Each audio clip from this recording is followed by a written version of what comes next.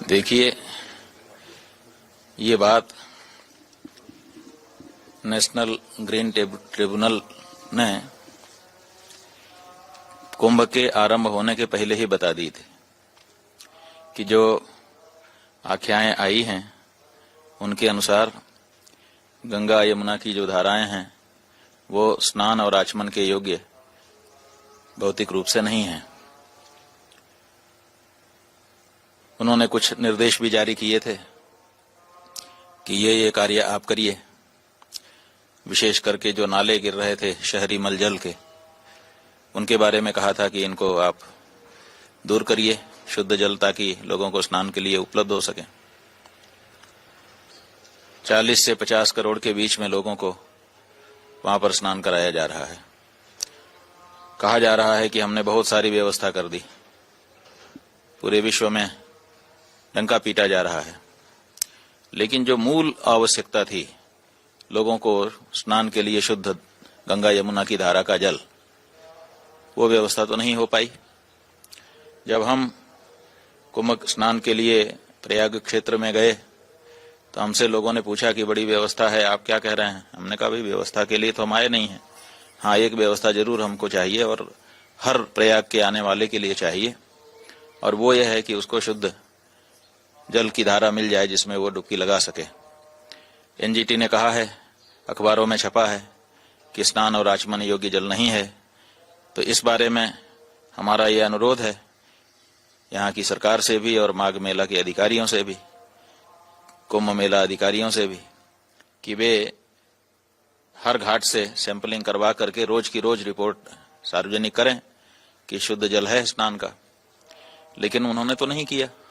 पूरा मेला बीत गया, हम लोग अब वहां से निकल करके दूसरे जगहों में आके दूसरे कार्यों में लग गए, लेकिन जो शुद्ध जल लोगों को उपलब्ध होना चाहिए था वो नहीं मिला।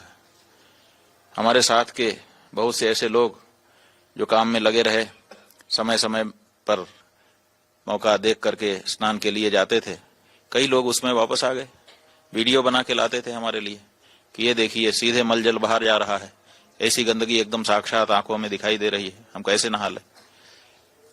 और उसी जगह पर हजारों लोग नहाते भी थे अपनी श्रद्धा भावना के कारण कि भाई चलो हम तो गंगा नहाने आए हैं, अब क्या करें। तो ये जो बात है, गंगा माता की जो पवित्रता है उसमें तो कोई बाधा नहीं है, पाप नाशिनी जो शक्ति है उसमें तो कोई बाधा नहीं है, लेकिन उनका जो भौतिक स्वरूप है जल, अगर वो मलयुक्त था, उसमें फीकल कोलिफॉर्म की मात्रा इतनी ज्यादा थी जितनी कि अस्वीकार्य है स्नान के लिए भी, तो इसका तो दोष सरकार को है। और इसीलिए हम कह रहे थे कि भाई ये बताओ, बाकी व्यवस्था ठीक है, हमारे सोने की, हमारे नहाने की, हमारे खाने की व्यवस्था है कि नहीं, लेकिन डुबकी लगाने के लिए हमको शुद्ध जल है कि नहीं, कम से कम ये तो करो। पिछली बार जब अर्ध कुंभ वहां पर हुआ था तो इस सरकार ने उसको कुंभ नाम दिया था और ये कहा था कि इस बार तो हम नाले नहीं बंद कर पाए, लेकिन अगले कुंभ में कोई भी नाला गंगा यमुना की धारा में गिरता नहीं दिखाई देगा, लेकिन वहां तो दिखाई दे रहा था। तो ये सब जो बात है ये बड़ी आपत्तिजनक है। करोड़ों करोड़ सनातन धर्मियों के स्वास्थ्य के साथ, उनकी आस्था के साथ, उनकी भावना के साथ एक तरह से खिलवाड़ है। बहुत दुख हो रहा है। एनजीटी कम से कम सुनवाई कर रही है, वहां के जो न्यायाधीश हैं उनके प्रति हम लोगों की भावना सुधर रही, अच्छी हो रही है कि कम से कम वो सच्चाई को सामने ला रहे हैं कि क्या परिस्थिति थी। अभी फिर से सुना है कि सुनवाई होने वाली है, जो भी अंतिम निष्कर्ष निकलेगा, लेकिन जो आंखों देखा हम लोग देख करके आए हैं वो तो सब कुछ स्पष्ट ही है। कागज में क्या रिपोर्ट है क्या नहीं रिपोर्ट है, और रिपोर्ट भी कोई कितना उसमें बनावट करेगा, आखिर जो चीज है वो तो कहीं न कहीं से तो निकल करके आएगी ही। जो उत्तर प्रदेश का प्रदूषण निवारण संस्थान है वो इस बारे में जो निर्देश दिए गए थे उनका पालन करता हुआ नहीं दिखाई दिया। तो जब सरकार इस बारे में गंभीर ही नहीं है, जब वहां की जो संस्थाएं हैं वो गंभीर ही नहीं है, तो फिर कुछ भी होगा।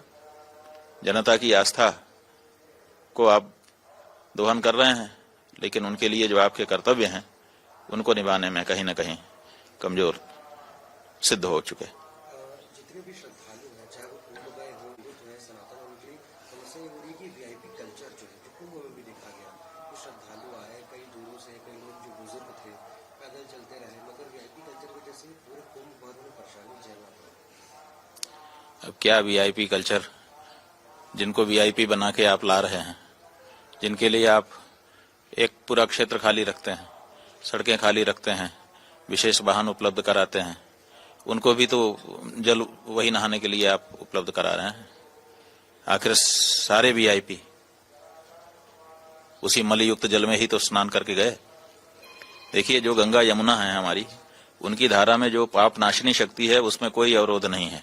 वो जब तक गंगा यमुना की धारा है रहेगी। जैसे कि मैं सो रहा हूँ तो पिताजी को जगाना है मुझे, तो वो डायरेक्ट उठाने के बजाय, और हिंसा की परंपरा मेरे यहाँ नहीं थी सौभाग्य से, तो वो क्या करते थे कि उस कमरे में आ जाएंगे या बाहर से गुजरेंगे और चौपाई बोलेंगे, प्रात काल उठ गए रघुनाथा